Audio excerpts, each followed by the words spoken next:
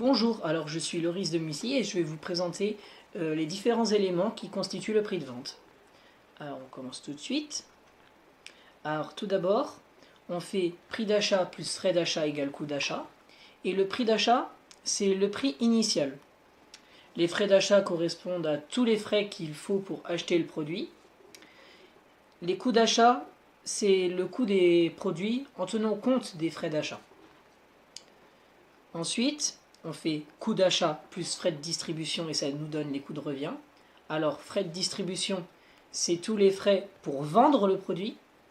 Et coût de revient, c'est le coût total supporté par le commerçant. Ensuite, on fait coût de revient plus marge nette égale prix de vente hors taxe ou PV acheté. La marge nette, c'est la somme d'argent que le commerçant y gagne réellement. Et le PV acheté, c'est le prix qui est proposé au client sans avoir la TVA. Après, on fait PV acheté plus TVA, ça donne PVTTC, qui est le prix de vente toute taxe comprise. Alors TVA, c'est le prix additionnel au PV acheté. C'est ce que le commerçant y gagne, mais sans vraiment le gagner, car après il le donne à l'État. Et il existe 4 taux de TVA. Le taux à 2,1%, qui correspond à la presse, aux médicaments remboursés et aux spectacles. Le taux de 5,5%, qui est les produits de première nécessité, comme les produits alimentaires, les boissons sans alcool. Le taux de 10%, qui correspond à la restauration, à la vente de produits alimentaires préparés, au transport et aux médicaments non remboursés.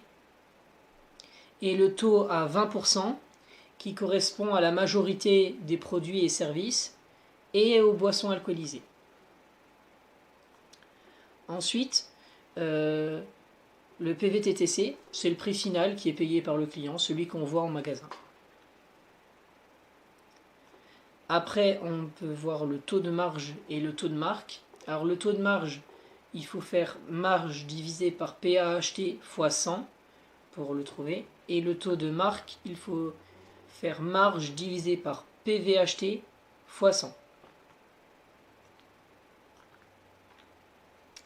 Après, on a le prix psychologique. Alors le prix psychologique, c'est le prix qu'on s'imagine dès le moment où l'on voit un article. Par exemple, on rentre dans un magasin et on voit un stylo. Alors s'il est à 2 euros, on va se dire que c'est cher. Si on le voit à 10 centimes, on va se dire que c'est de la mauvaise qualité. Alors, il y a plusieurs choses pour le calculer. Je vais vous montrer tout de suite un tableau. Alors d'abord, on a le prix. Après, on pose une question, on fait un sondage. Et par exemple, si c'est 300 personnes, alors on marque pour l'effectif ici et l'effectif ici le nombre de personnes. On marque le taux de prix qu'on a présenté aux personnes. Et ici, c'est ceux qui sont pour, et ici, c'est ceux qui sont contre. Et on fait le produit en croix pour calculer le pourcentage ici. Et ensuite, avec le pourcentage, on peut faire le cumulé croissant et le cumulé décroissant. Et après, le cumulé croissant c'est A et le cumulé décroissant c'est B. On fait A plus B, on reçoit la raison de non-achat. Ensuite, on fait 100 moins la raison de non-achat et ça nous donne la raison d'achat. On regarde le plus gros résultat dans la raison d'achat et c'est le prix qu'il faudra mettre en magasin. Et si par exemple le prix qui revient c'est 40 centimes, il vaut mieux mettre 49 centimes pour que ça fasse plus de bénéfices.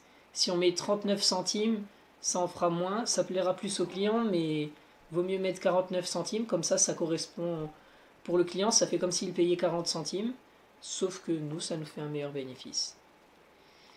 Et après, on a les étiquettes. Alors, sur les étiquettes, il faut 5 choses obligatoires. Il faut mettre le nom de produit, la désignation. Il faut mettre le gramme, la contenance. L'euro au kilo ou le prix au litre. Le prix unitaire et les 6 derniers chiffres du code barre. Les autres, ils ne sont pas obligatoires. mais il vaut mieux les mettre quand même aussi. Et la photo qu'on peut mettre aussi, elle est vraiment pas obligatoire. Voilà, c'est tout pour moi.